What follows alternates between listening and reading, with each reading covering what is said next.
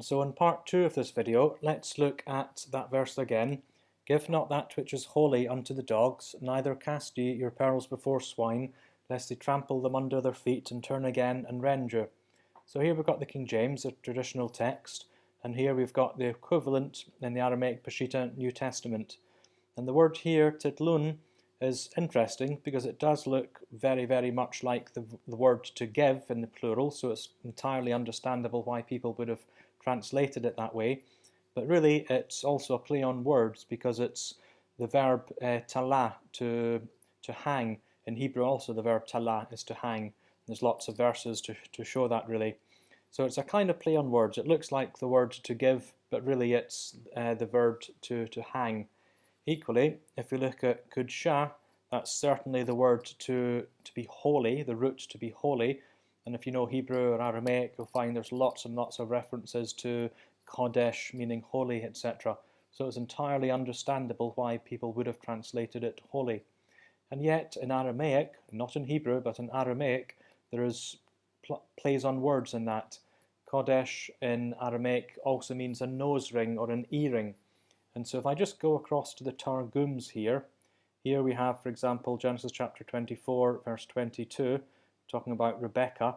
Then it came about when the camels had enough to drink, the man took a gold nose ring, whose weight was a shekel, and 2 bracelets for her hands, whose weight was 10 selas of gold. So here, this is a translation, an English translation of the Targums, so it's very much like the King James translation would be of the Hebrew. But if you look at the word for nose ring here, in Aramaic, in the Targums, it's this word kodesha. So it's exactly the same root, the same meaning, the same core meaning as what we saw as holy. Give not that which is holy, except that it means, in this particular verse, it's used as nose ring. And so if we just do a search for that lemma, and let's just see what it comes up with. So it's exactly the same root letters, etc., as the word for holiness.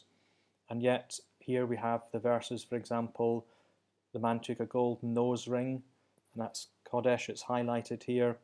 We have also, then it came about when he saw the nose ring, here Genesis 27, verse 47, then I put on her nose and bracelets on her hands.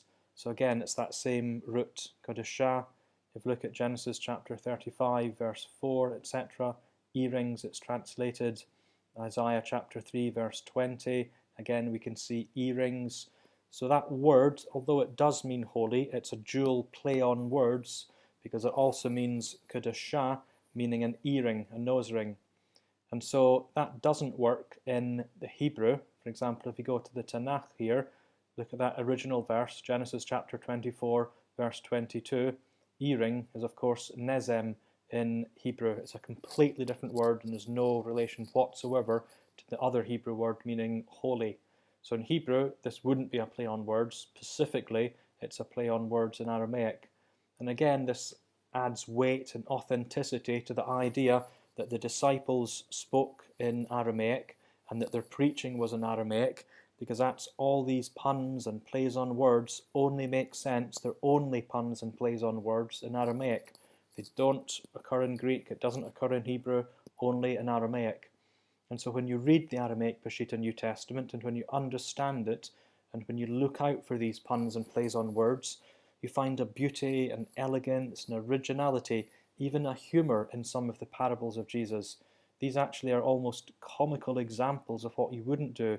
You wouldn't put lipstick on a pig, you wouldn't put earrings on a dog, because they just wouldn't appreciate it, wouldn't make them look any more beautiful.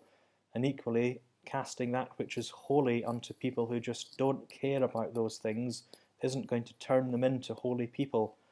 And so the preaching here that Jesus and the disciples were saying is beautiful, it's elegant, there's a sense of humour behind it, and these are all the hallmarks of an original language text and not of a translation. So that's why at the beginning of this series of videos about the Peshitta New Testament, we alerted you to the sort of thing that an original language text would have.